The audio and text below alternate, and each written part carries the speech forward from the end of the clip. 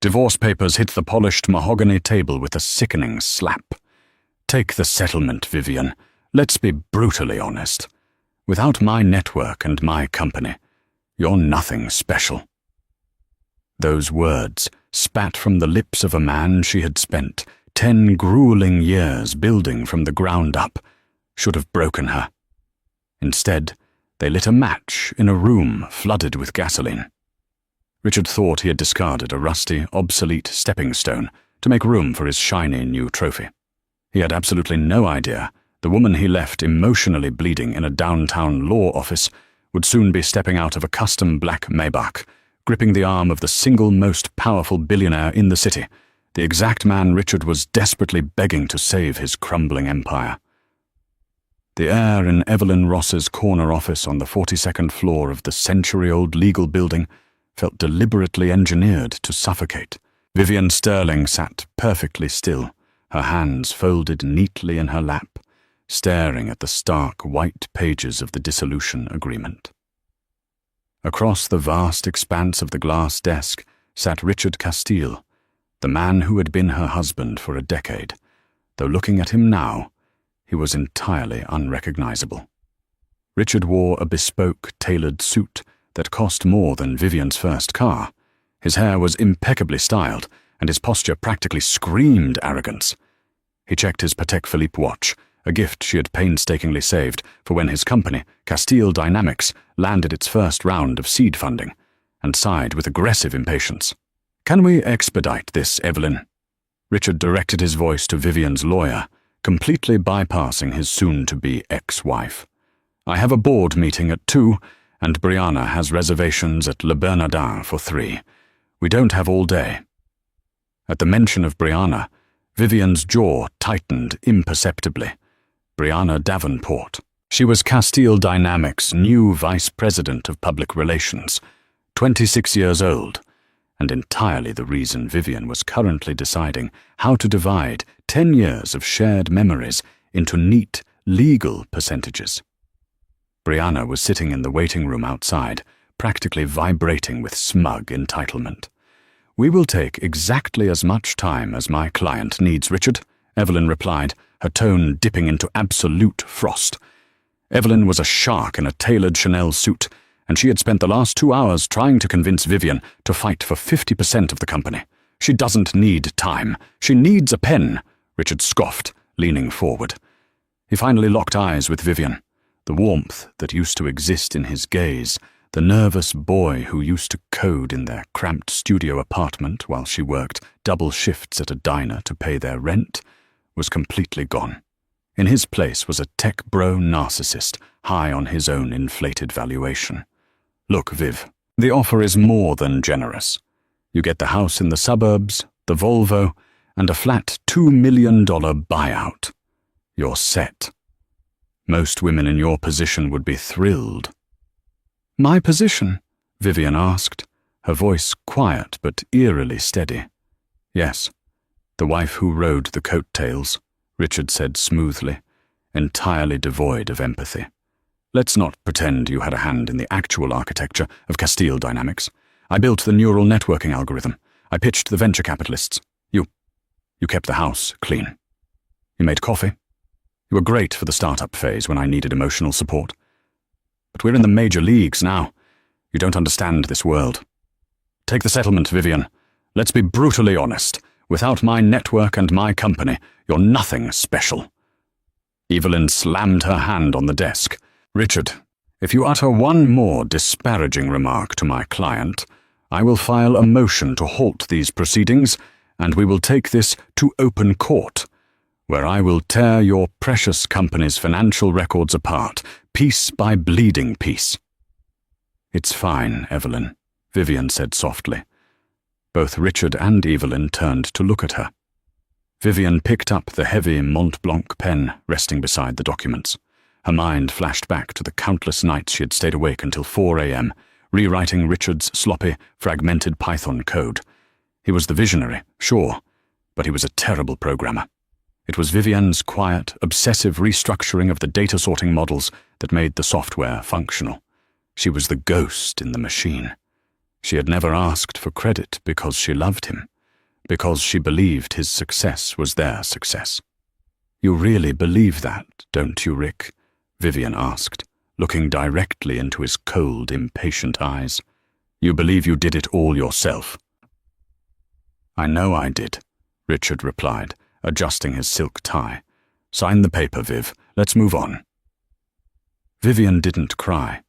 The tears had dried up months ago, when she first found the hotel receipts in his coat pocket. Instead, a profound, chilling clarity washed over her. She uncapped the pen and signed her name gracefully on the dotted line, legally severing herself from Castile Dynamics and the man sitting across from her. "Done," Vivian said, pushing the papers across the desk. Richard snatched them up with a triumphant smirk. "Smart girl. I'll have my people transfer the funds by Friday. Have a good life, Vivian." He stood up, buttoned his jacket, and walked out of the office without a backward glance. Through the frosted glass of the waiting room, Vivian watched the blurry silhouette of Brianna throw her arms around Richard's neck before they disappeared towards the elevators. "Vivian," Evelyn sighed, taking off her reading glasses and rubbing her temples. "I strongly advised against this. The intellectual property alone—" "I don't want his money, Evelyn," Vivian interrupted, standing up and smoothing down her simple wool skirt, "because Castile Dynamics is about to hit a brick wall, and I don't want to be caught in the blast radius when it implodes." Evelyn paused, a sharp legal instinct catching the subtle shift in Vivian's tone. "What do you know?" "I know," Vivian smiled, a dangerous, beautiful curve of her lips, "that Richard thinks he patented a self-sustaining algorithm, but he didn't. He patented my rough draft, and the patch that keeps the entire database from crashing every 3 months. That's not in the patent. That's in my head." The next 6 months were a brutal masterclass in isolation and reinvention. Vivian sold the suburban house Richard had so magnanimously given her. It was too filled with ghosts and echoes of a life she no longer recognized.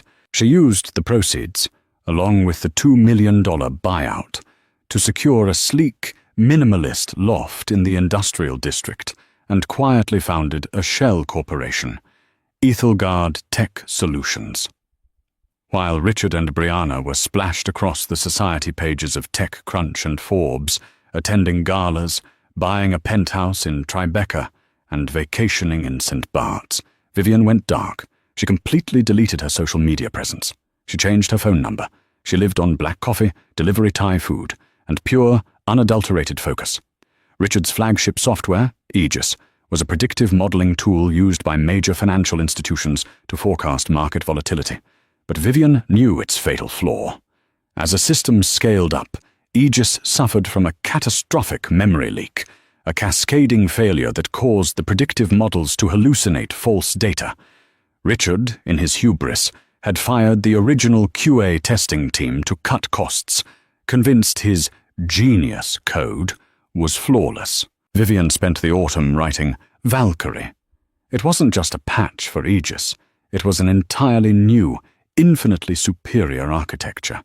It was faster, lighter, and completely immune to the memory leak that was currently quietly poisoning Castile Dynamics servers. Once the code was perfected, she needed a buyer. She didn't want a small venture capital firm. She wanted the apex predator.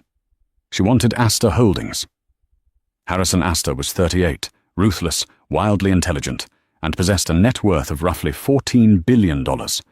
He was also infamously reclusive, operating his empire from a heavily fortified glass fortress in Midtown Manhattan. Getting a meeting with him was statistically harder than winning the lottery. But Vivian didn't ask for a meeting. She forced one. Using her knowledge of Aegis, which Astor Holdings currently licensed for their European derivatives desk, Vivian bypassed their firewalls. She didn't steal anything. Instead, she left a highly encrypted, self-executing file right on the desktop of Astor's chief technology officer. The file contained a simulation showing exactly how Aegis was going to crash Astor Holdings systems in precisely 42 days, potentially costing them hundreds of millions. Attached was a simple note: "I have the cure." V. Sterling. 72 hours later, Vivian found herself standing in the cavernous, hyper-modern boardroom of Astor Holdings. The room was empty, save for one man sitting at the head of a 20-foot polished obsidian table. Harrison Astor was striking in a way that commanded immediate submission. He possessed sharp, patrician features, piercing steel-grey eyes, and a quiet, intimidating stillness.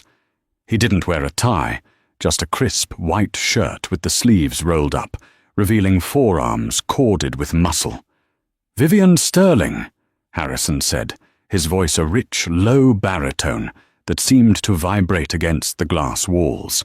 "My security team spent the last 3 days trying to figure out how you breached our sandbox environment. They failed. Several of them are currently updating their resumes." "I apologize for the theatrical entrance, Mr. Astor," Vivian said, taking a seat opposite him without being asked. "But traditional emails to your acquisitions team tend to get ignored." Harrison leaned forward, resting his chin on his steepled hands. "You claim Richard Castile's flagship product is inherently defective. A bold claim, considering he just closed a Series C funding round valued at $2 billion. "Richard Castile is a salesman," Vivian replied coldly, pulling a slim tablet from her leather tote and sliding it across the obsidian table. "He sold you a beautifully painted sports car with a cracked engine block. Tap the screen." Harrison did. For the next hour, Vivian walked him through the absolute dismantling of Castile Dynamics code. She spoke with a fiery, articulate brilliance, her passion for the mathematics bleeding into the sterile boardroom. She watched Harrison's expression shift from polite skepticism to intense, undivided attention. He wasn't just looking at the data. He was looking at her. He recognized the rare, raw genius sitting across from him, the genius Richard had so carelessly thrown away. "You built this," Harrison said softly, looking up from the tablet. It wasn't a question. "Aegis, you wrote the foundation." "I did," Vivian admitted, her gaze never wavering. "And now I've built the weapon that makes it obsolete. I call it Valkyrie. I want to sell it to Astor Holdings, exclusively." Harrison sat back, a slow, predatory smile touching the corners of his mouth. "And what does the brilliant, invisible architect of Castile Dynamics want in return? Money? A seat on my board?" "Both," Vivian stated flatly.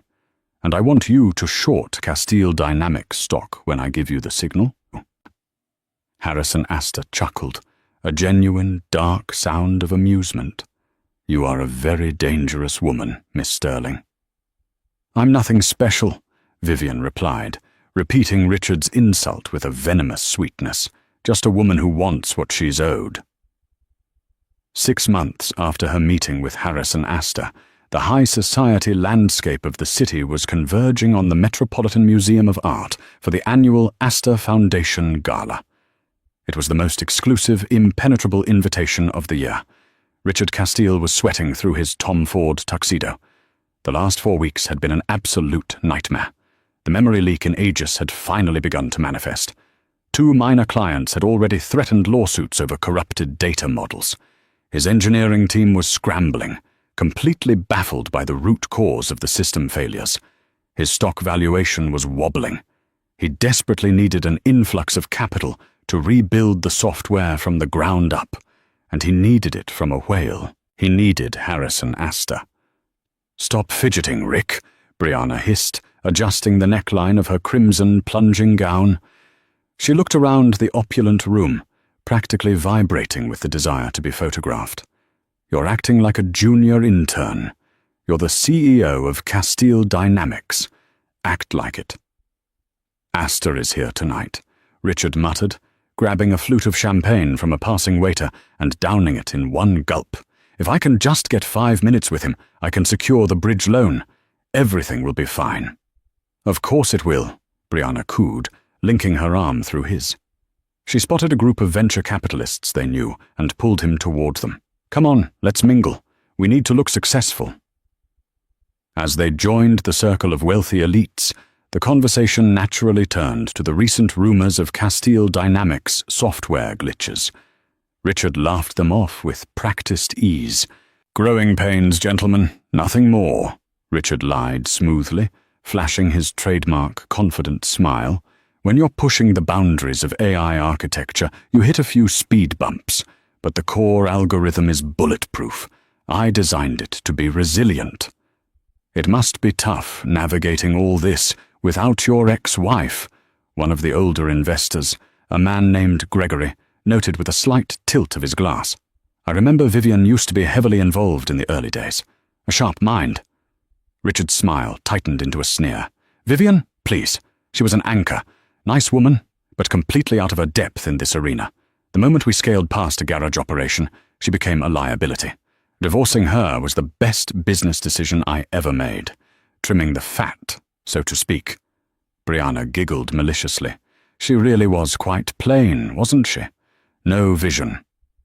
Before Gregory could respond, a sudden, palpable hush fell over the grand entrance of the museum.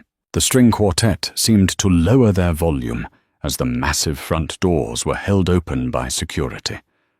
The paparazzi corralled outside erupted into a blinding frenzy of flash photography. "Is it a movie star?" Brianna asked, standing on her tiptoes to peer over the crowd. Through the grand archway stepped a man who commanded the room simply by existing within it. Harrison Astor. He wore a midnight blue tuxedo that fit his broad shoulders with lethal perfection, but it wasn't the notoriously elusive billionaire that caused the collective jaw of the room to drop. It was the woman on his arm. She was breathtaking. She wore a custom bias-cut gown of liquid silver silk that clung to her curves like a second skin. A devastatingly simple, multi-million-dollar diamond collar rested against her collarbone. Her hair, usually kept in a practical bun, cascaded in dark, elegant waves over her shoulder. She moved with a predatory grace, exuding an aura of absolute, terrifying power. Richard's champagne flute slipped from his fingers, shattering against the marble floor. It was Vivian. She wasn't just attending the gala. She was arriving as the honored guest of the host. Harrison Astor looked down at her, saying something quietly that made her laugh. A rich, confident sound that Richard hadn't heard in years. Astor's hand rested protectively, possessively at the small of her back as he guided her through the parting sea of Manhattan's elite. "Rick, is that?" Brianna stammered, all the color draining from her heavily contoured face. "Shut up," Richard breathed, his heart hammering wildly against his ribs. His mind was short-circuiting. How did the woman he left with a modest settlement end up looking like royalty, dripping in diamonds, and holding the arm of the man he was desperately trying to beg for money? Driven by a toxic cocktail of panic, ego, and sheer disbelief, Richard shoved past Gregory and marched directly toward the center of the room, intercepting them. "Vivian!" Richard barked, stepping into their path. Harrison Astor stopped. His steel-grey eyes locked onto Richard, his expression immediately shifting to one of freezing condescension. He didn't drop Vivian's hand. Instead, he interlaced his fingers with hers. Vivian looked at Richard. There was no anger in her eyes. There was no hurt. There was only the calm, detached pity one might reserve for a bug before stepping on it. "Richard," she replied smoothly, "you look unwell. Is the memory leak in Aegis keeping you up at night?" Richard flinched as if he had been struck. "How do you know about that?" he hissed, glancing nervously at Harrison. He turned his desperate gaze to the billionaire. "Mr. Astor, please excuse my ex-wife. She has a habit of making things up for attention. She doesn't understand the tech. I've been trying to secure a meeting with you regarding—" "I know exactly who you are, Mr. Castile," Harrison interrupted, his voice slicing through the air like a scalpel. The ambient chatter of the room had completely stopped. Everyone was watching. "And I know exactly what you want, but you seem to be under a severe misconception regarding who holds the power here." I don't understand," Richard stammered, sweat beading on his forehead. Brianna had scurried up behind him, looking terrified. Harrison looked down at Vivian, his expression softening into profound respect before hardening again as he addressed Richard. "You're trying to secure a bridge loan from Astor Holdings," Harrison stated loudly enough for the surrounding investors to hear. "But I don't make investments in stolen property. Miss Sterling here isn't just my date for the evening. As of this morning, she is the newest voting member of the Astor Holdings Executive Board. And more importantly, she is the sole architect and owner of the Valkyrie Protocol, the exact technology my firm just purchased for $2 billion to replace your currently failing software." Richard physically stumbled backward. His mouth opened, but no sound came out. He looked at Vivian, the woman he had called nothing special, the woman he had discarded to make room for a younger model, the woman whose genius he had blindly exploited. $2 billion, Brianna squeaked, looking like she might faint. Vivian took a deliberate step forward, pulling her hand gently from Harrison's to stand entirely on her own. She looked Richard up and down, taking in his trembling hands and his shattered ego. "I told you I didn't want your money, Rick," Vivian said, her voice carrying a deadly, elegant calm. "I told you Castile Dynamics was going to hit a brick wall." "Well," she smiled, a terrifyingly beautiful sight. Beep, beep. By 9:30 a.m., the Monday following the Astor Foundation Gala, the financial sector of Manhattan was practically feeding on the carcass of Castile Dynamics.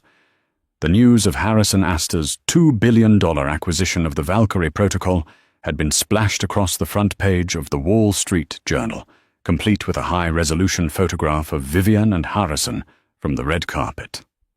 The headline was ruthless: "The Architect Ascends, Astor Holdings backs, ex-wife's superior AI, Castile Dynamics on the brink." Inside his corner office, Richard Castile was hyperventilating. His massive glass windows, which usually offered a triumphant view of the skyline, now felt like the walls of a terrarium where he was the specimen dying on display. His Bloomberg terminal was flashing a violent, continuous red. Castile Dynamics stock had plummeted 42% at the opening bell. The short sellers, orchestrated quietly by Astor's quantitative analysts, were making a bloodbath of his net worth. "Richard, you have to do something," Brianna shrieked, bursting into his office without knocking. She was wearing a trench coat, and her usually flawless makeup was slightly smeared. She looked less like a VP of public relations and more like a rat preparing to abandon a sinking ship. "My phone hasn't stopped ringing. Gregory Howell and the rest of the Series C investors are pulling their secondary funding commitments. They're invoking the Material Adverse Change Clause. I know, Brianna. I'm looking at the same damn numbers you are." "Stir!" Richard snapped, dragging his hands through his perfectly styled hair until it stood on end. He grabbed his desk phone, dialing his lead counsel at the prestigious firm of Sullivan and Cromwell. "Get Arthur Pendleton on the line. Now." While he waited on hold, he glared at Brianna. "Where are you going?" he demanded, noticing the large, expensive leather weekend bag slung over her shoulder. Brianna hesitated, her eyes darting to the door. The smug entitlement that usually radiated from her had vanished, replaced by sheer, opportunistic panic. I have a PR crisis retreat. In the Hamptons. I need to strategize from a remote location to control the narrative." "A retreat?" Richard practically choked on a bitter laugh. "The stock is in free fall, our flagship software is hallucinating data, and my ex-wife just publicly humiliated me in front of 14 billionaires. You don't have a retreat. You're running." "I have a career to protect, Richard," Brianna shot back, the mask finally slipping. Her voice turned shrill and cold. "I hitched my wagon to a tech genius, not a fraud who stole his wife's code.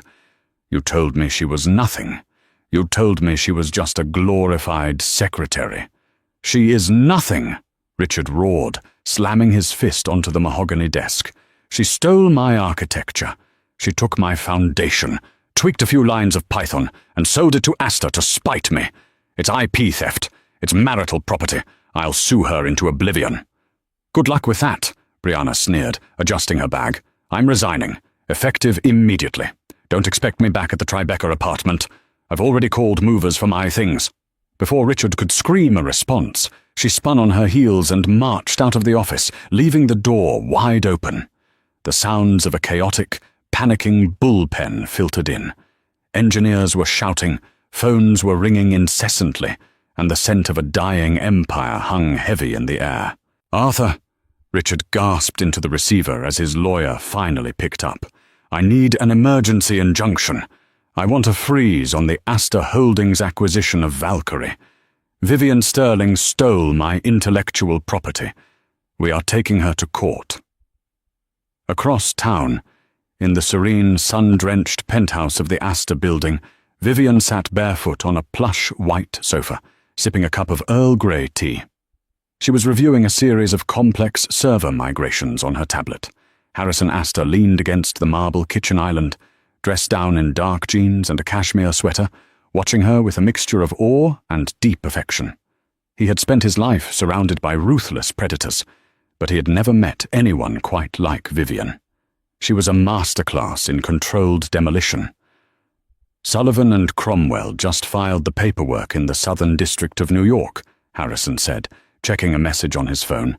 "Emergency injunction and a suit for intellectual property theft. Richard is claiming you developed Valkyrie during the marriage, using his proprietary trade secrets." Vivian didn't even look up from her tablet. She calmly highlighted a line of code, adjusted a parameter, and took another sip of her tea. "Are you worried?" Harrison asked, walking over and sitting beside her. He traced the line of her jaw with his knuckles. "Because I have a legal team that can drag this out until Castile Dynamics runs out of capital to pay their own retainers." Vivian finally locked her phone and turned to him. The corners of her mouth curled into a chilling, triumphant smile. "No, Harrison," she said softly. "Let him expedite it. Let him drag me into a federal courtroom. Richard thinks he's setting a trap, but he's just eagerly walking to the guillotine. I've been waiting for this exact moment for 10 years. The Federal District Court for the Southern District of New York was a theater of mahogany, marble, and solemn authority. Presiding over the case was the Honorable Judge Leonard Reston, a no-nonsense veteran of corporate litigation who possessed zero tolerance for Silicon Valley theatrics. The courtroom was packed. Journalists from Wired, Forbes, and TechCrunch filled the gallery, their pens hovering over notepads. This wasn't just a divorce dispute. This was a battle over a $2 billion algorithm that was poised to redefine the financial sector's predictive modeling. Richard sat at the plaintiff's table, flanked by Arthur Pendleton and 3 junior partners. He looked haggard. The past 3 weeks of hemorrhaging money had aged him 5 years. Across the aisle, Vivian sat beside her attorney, the ever-sharp Evelyn Ross. Harrison Astor sat in the front row of the gallery, exuding a quiet, lethal gravity that made Richard's legal team visibly nervous. "Your Honor," Arthur Pendleton began, pacing the floor with practiced theatricality, "we are here to halt a massive, coordinated theft of intellectual property. The defendant, Vivian Sterling, was married to my client during the foundational development of the Aegis software. We assert that her new product, Valkyrie, is not a new invention, but a derivative work built directly upon the proprietary source code of Castile Dynamics. As a marital asset developed utilizing my client's resources and foundational architecture, it belongs entirely to Castile Dynamics." Judge Reston peered over his spectacles. "A bold claim, Mr. Pendleton. Do you have proof that the defendant utilized your client's hardware or time during the marriage to develop this new software?" "We have circumstantial evidence of her access to the servers, Your Honor," Pendleton replied smoothly, "and the architectural similarities are too profound to be coincidental." "Circumstantial," Judge Reston grunted. "Noted. Miss Ross, your response?" Evelyn Ross stood up slowly, adjusting her suit jacket. She didn't pace. She stood firmly at her desk, projecting absolute authority. "Your Honor, Mr. Pendleton is correct about one thing," Evelyn said, her voice echoing clearly in the silent room. The architectural similarities between Aegis and Valkyrie are indeed profound, but his timeline and his accusation of theft are entirely inverted. Evelyn picked up a thick, leather-bound binder and walked it over to the judge's bench, handing a duplicate to a pale-looking Arthur Pendleton. "Exhibit A, Your Honor," Evelyn stated. "The complete, immutable blockchain ledger of the Git commit history for the Valkyrie protocol. Every single line of code written by my client is time-stamped with cryptographic certainty. The very first line of code for Valkyrie was written on October 14th. Evelyn turned to look directly at Richard. "That is exactly 48 hours after my client signed the dissolution of marriage agreement, legally severing all ties and asset sharing with Mr. Castile. Valkyrie was built on a brand new, independent server, funded by her divorce settlement. It is not a marital asset," Pendleton scoffed, waving a hand. "Even if the timeline holds, she still used the intellectual foundation of Aegis. She memorized the trade secrets." "Did she?"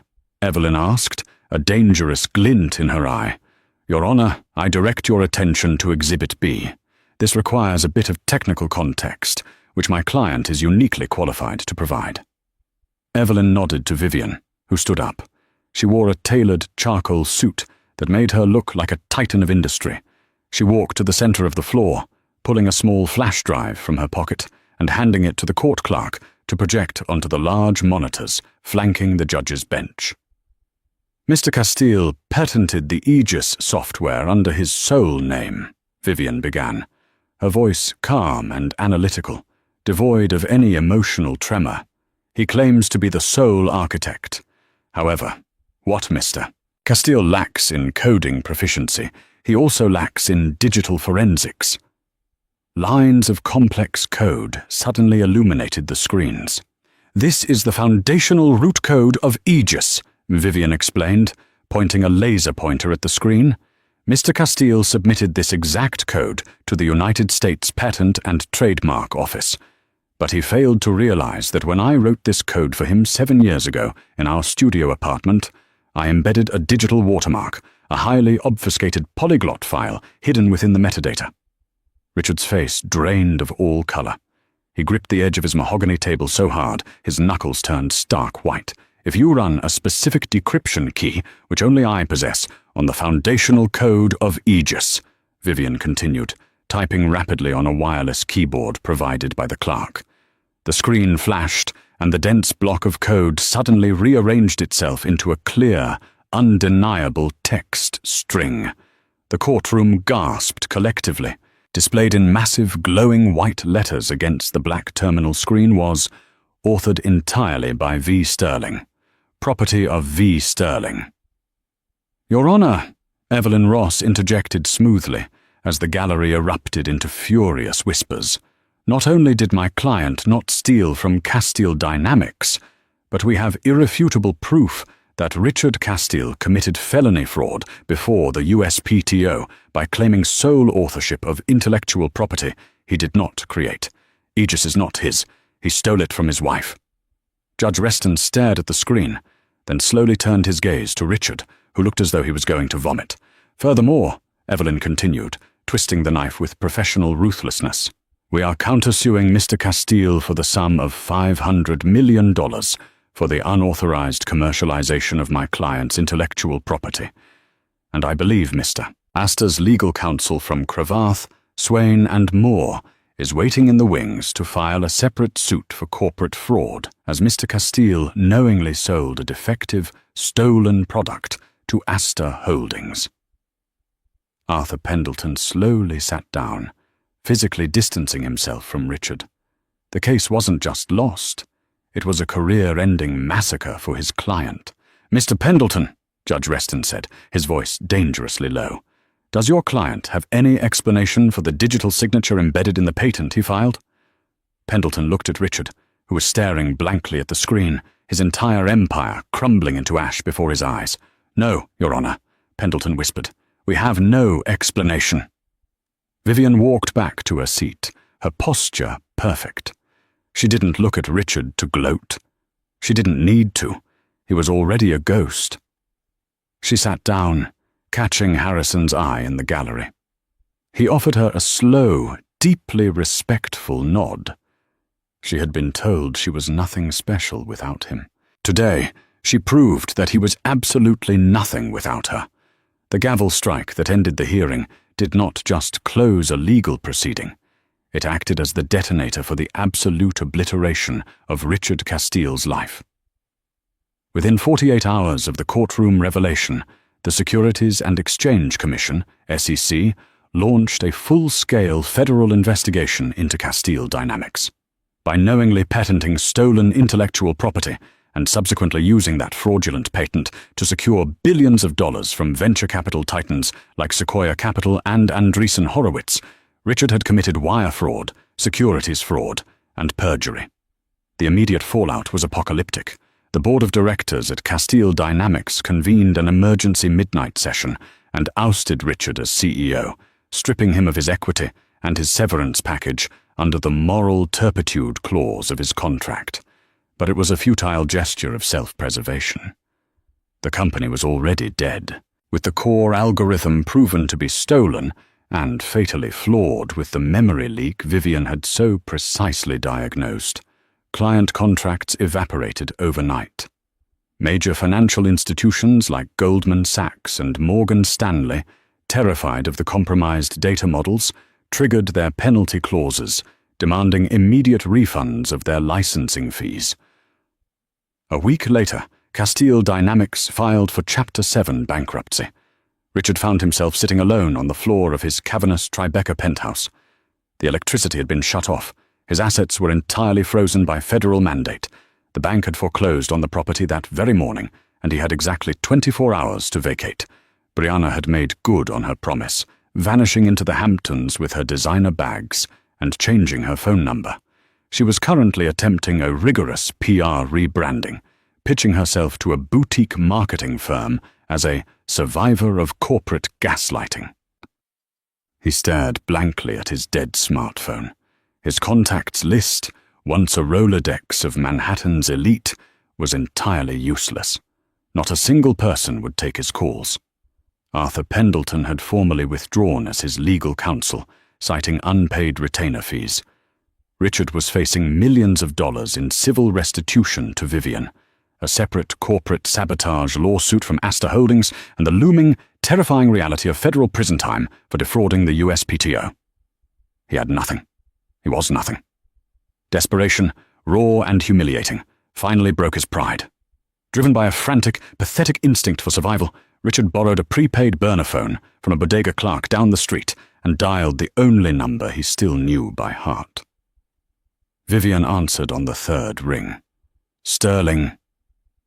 Her voice was crisp, professional, and entirely devoid of the warmth he had relied on for a decade. Background noise filtered through the speaker, the distinct, hushed hum of a high-level executive suite, punctuated by the faint clinking of fine china. "Viv, please," Richard choked out, his voice cracking. He was weeping now, kneeling on the hardwood floor of his empty, dark apartment. "Please don't hang up. I have nowhere else to go. The SEC is going to indict me. The banks took everything. I don't even have money for a lawyer." A long, agonizing silence stretched across the line. Richard held his breath, praying that the woman who used to stay up until 4 a.m. making him coffee while he struggled with his business plan was still somewhere inside her. "I'm listening," Vivian finally said, her tone unreadable. "I was wrong," Richard sobbed, the words tasting like ash in his mouth. "I was an arrogant, stupid fool. I let the money go to my head. I know I hurt you. But you've won, Viv. You destroyed the company. You took everything. Isn't that enough? Call off Evelyn Ross. Call off Harrison's lawyers. Let me walk away. I'll sign whatever you want. I'll issue a public apology. Just, please, show a little mercy for what we used to have." Another pause. When Vivian spoke, her voice was not laced with anger or vindictiveness. It was chillingly calm. It was the voice of a titan looking down at an ant. "You misunderstand the situation, Richard," Vivian said smoothly. "I didn't destroy Castile Dynamics. The memory leak destroyed it. Your hubris destroyed it. I merely handed the court a flashlight so they could see the rot in the foundation you built. As for mercy, that was the settlement you offered me 6 months ago. The one where you called me nothing special. The one I signed. Vivian, I am begging you. I don't control the SEC, Richard, she interrupted, her voice hardening into steel. And I certainly don't control Harrison Astor. You defrauded his company. You insulted his intelligence. You will have to face the consequences of your own architecture. Good luck. The line went dead. Richard stared at the glowing screen of the burner phone until it faded to black, the utter finality of his ruin settling over him like a shroud. 14 months later, the stark, fluorescent lighting of the federal courthouse for the Southern District of New York illuminated the final, pathetic chapter of Richard Castile's corporate existence. The courtroom was suffocatingly silent, stripped of the chaotic media circus that had defined the initial intellectual property hearings. Now, it was just the grim, bureaucratic machinery of federal sentencing. Richard stood before Judge Leonard Reston, visibly trembling. He looked entirely hollowed out. The bespoke Tom Ford suits were long gone, auctioned off by bankruptcy trustees, along with his Patek Philippe watch and his Tribeca penthouse. Today, he wore an ill-fitting, tanned suit provided by his court-appointed public defender, a perpetually exhausted man named Gregory Finch, who hadn't bothered to look at Richard once during the entire hour-long proceeding. Judge Reston adjusted his heavy black robes, looking down from the bench with an expression of profound disgust. The towering stack of documents before him detailed the absolute fraud of Castile Dynamics. "Mr. Castile," Judge Reston's voice boomed, echoing against the mahogany paneling. "In my 22 years on the federal bench, I have presided over cases of corporate malfeasance, embezzlement, and securities fraud. But rarely have I encountered a defendant whose entire empire was built so squarely upon a foundation of parasitic theft and staggering arrogance. You did not simply defraud venture capital firms of billions of dollars. You systematically exploited, silenced, and attempted to ruin the actual architect of the technology you paraded as your own. Just. Richard kept his eyes glued to the scuffed toes of his cheap dress shoes. He swallowed hard, but his throat was completely dry. There was no Brianna in the gallery to offer him empty reassurances. There were no investors waiting to bail him out. He was entirely, devastatingly alone. For the charges of wire fraud, securities fraud, and perjury before the United States Patent and Trademark Office, Judge Reston continued, his tone devoid of any leniency, I sentence you to 84 months in federal prison. Furthermore, you are ordered to pay restitution in the amount of $520 million to Ethelgard Tech Solutions, though I am acutely aware you will spend the rest of your natural life failing to satisfy that debt. You are remanded into the custody of the United States Marshals. Court is adjourned." The strike of the gavel sounded like a gunshot. 2 federal marshals immediately flanked Richard, gripping his arms with bruising force. As they turned him around to lead him towards the holding cells, Richard cast one final, desperate glance towards the gallery. He didn't know what he was looking for. Maybe a ghost of his past. Maybe a shred of pity. But the wooden benches were empty. The world had already moved on.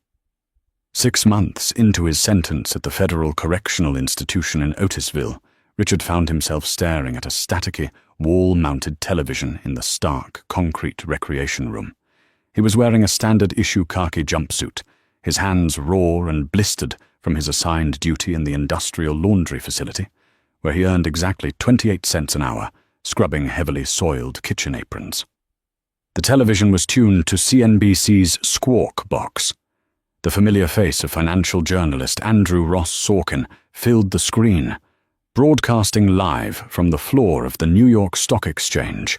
The banner crawling across the bottom of the screen read in bold, unforgiving letters, "Ethelgard and Astor merger finalized. The $1 trillion algorithm."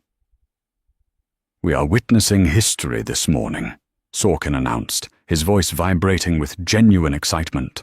Asta Holdings and Ethelgard Tech Solutions have officially merged into a single entity, creating the most powerful artificial intelligence and predictive modeling conglomerate on the planet.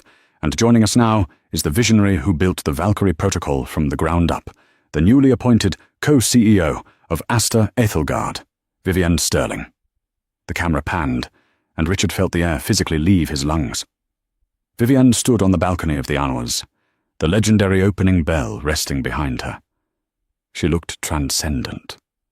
She wore a sharply tailored, immaculate white crepe suit that practically radiated power and untouchable authority.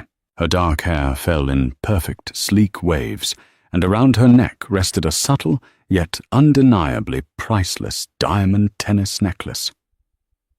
But it wasn't the wealth that struck Richard. It was the absolute, unshakable confidence in her eyes. It was the look of a woman who had conquered the world. Beside her stood Harrison Asta, his hand resting comfortably and possessively at the small of her back. He looked at Vivian not as a trophy, but as an equal, as a titan. "Vivian," Sorkin began, leaning in with a reverent smile. "It's been an incredible 2 years, from operating a quiet, independent shell company to dominating the global financial sector. When you first sat down to write the foundational code for Valkyrie, could you ever have imagined this scale of success? Did your past experiences prepare you for this?" In the Otisville rec room, Richard gripped the plastic arms of his molded chair. He waited, a sick, pathetic twist of anticipation in his gut. He waited for her to mention him, to mention the struggle, to even allude to the man who had supposedly held her back. He wanted, desperately, to at least be acknowledged as the villain in her origin story. It would mean he still mattered. Vivian offered Sorkin a cool, brilliant smile. "The architecture of Valkyrie was always designed to scale, Andrew," she answered smoothly, her voice a masterclass in executive polish. "When you build a system based on absolute truth and flawless logic, the market naturally responds. As for the past, I don't spend much time looking in the rearview mirror. My focus is entirely on the future, on quantum integration, and pushing the boundaries of machine learning alongside Harrison. Everything before this chapter was simply irrelevant data, a system error I permanently deleted." She hadn't just destroyed him. She had entirely erased him. Richard watched as Vivian and Harrison turned together, smiling as they pressed the button to ring the opening bell. The deafening, triumphant sound echoed through the television speakers, drowning out the ambient noise of the prison. Richard slowly lowered his head into his blistered hands, the crushing, inescapable weight of his own obsolescence finally breaking him in the dark. That evening, a world away from the bleak concrete of Otisville, the private dining room at Le Bernardin was vibrating with the quiet, expensive hum of global power. The restaurant had been entirely bought out to celebrate the merger, and the guest list was a staggering assembly of sovereign wealth fund directors, tech billionaires, and international dignitaries. Vivian stood near the floor-to-ceiling windows overlooking the glittering expanse of Midtown Manhattan. The city looked like a circuit board of pulsing, golden light entirely under her command. She took a slow sip of vintage Dom Perignon, savoring the crisp, complex notes and allowing herself a rare moment of absolute stillness. "You're intimidating the board of directors again, Mrs. Asta," a rich, familiar baritone murmured beside her. Vivian turned, her lips curving into a warm, genuine smile as Harrison stepped into her space. He looked devastatingly handsome in a bespoke midnight blue tuxedo, but it was the way his steel-grey eyes softened exclusively for her that always made her heart skip a beat. "Am I?" Vivian asked, arching an elegant eyebrow. She reached out, idly adjusting the lapel of his jacket. "I was merely calculating the processing power required to migrate the European banking sector onto our new quantum heuristic servers by Q3. If they find mathematics intimidating, perhaps they shouldn't be on our board." Harrison laughed, the sound low and resonant, sending a shiver of delight down her spine. He caught her hand, lifting it to press a tender kiss against the flawless, 10-carat emerald-cut diamond resting on her left ring finger. "They find you intimidating, Vivian," Harrison corrected softly, his gaze locking onto hers. "And rightly so. You walked into an industry dominated by massive egos and legacy wealth, and you completely rewrote the source code. You didn't just break the glass ceiling. You engineered a flawless algorithmic strike that vaporized the entire building." Vivian looked at the man who had never once asked her to shrink herself to fit his ego. Harrison had given her the ultimate luxury, a sandbox large enough to hold her genius, and a partnership built on fierce, unyielding mutual respect. The string quartet in the corner of the room smoothly transitioned into a classical arrangement of a modern jazz piece, signaling the beginning of the dinner service. Harrison leaned closer, his voice dropping to a private, intimate register meant only for her. "A toast was proposed earlier by the Goldman Sachs executives," Harrison whispered, his eyes gleaming with a mix of pride and fierce devotion. "They called you a once-in-a-generation anomaly, the undisputed architect of the modern financial era." "And what did you call me?" Vivian asked, her voice a soft, teasing purr. Harrison's expression turned utterly serious, reflecting the profound, immovable bond they had forged in the fires of corporate warfare and mutual brilliance. He reached up, gently tucking a stray lock of dark hair behind her ear. "I called you the only thing in this world that makes perfect sense to me," Harrison replied quietly. He smiled, a devastatingly handsome expression that still had the power to disarm her completely.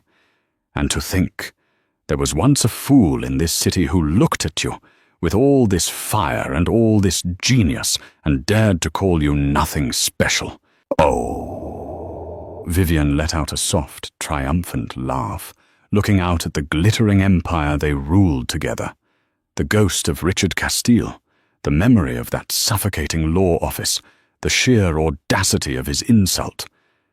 It was all gone, burned away by the blinding light of her own undeniable ascent. "He was right about one thing, Harrison," Vivian murmured, turning her piercing gaze back to her husband as she raised her crystal glass. "I wasn't special. I was an extinction-level event. He just didn't realize it until the meteor hit." She clinked her glass gently against his, the pure, ringing sound cutting through the opulent room like a victory bell. Vivian Astor took a sip of her champagne, entirely, unapologetically victorious. She was the architect, and her empire was flawless. The journey from a dismissed, uncredited ghost in a cramped studio apartment to the reigning titan of the tech finance world is a testament to the fatal mistake of underestimating silent resilience. Richard Castile believed that proximity to power equated to possessing it. He thought the glossy veneer of his CEO title made him invincible. He failed to realize that the true power lay in the hands of the woman who built his engine line by line. When he handed Vivian those divorce papers and labeled her nothing special, he didn't free himself from a burden. He unleashed a formidable adversary who knew every crack in his foundation. Vivian's triumph was not merely about securing billionaire Harrison Astor's backing. It was about reclaiming her intellectual property, her dignity, and her rightful place at the apex of an industry that tried to erase her. In the end, the woman who was nothing special became the only thing that mattered.